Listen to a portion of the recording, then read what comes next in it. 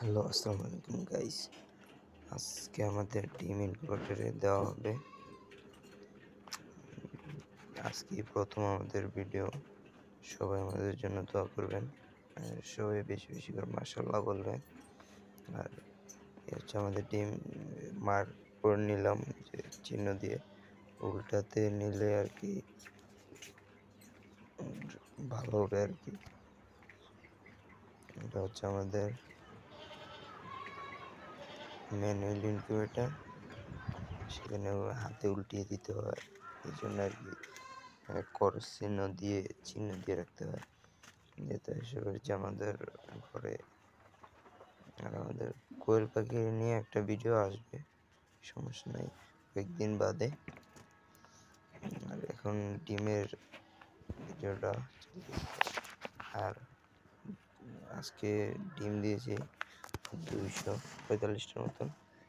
আর এর আগে একবার ডিম দিয়েছিলাম, ফুটে বাচ্চা বেরিয়েছে, যে ব্রুডিংয়ে দিয়ে রাখছি যে বাচ্চাটি।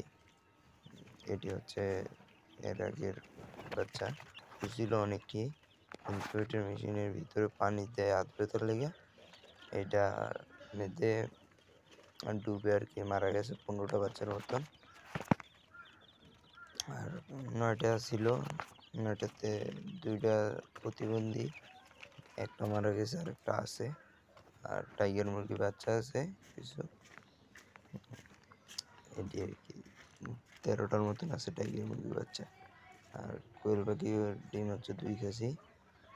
সমস্যা নেই, আগামীতে দেখা হবে কোয়েল পাখির বাচ্চা নিয়ে, বা মাইদের দেখা হতে পারে।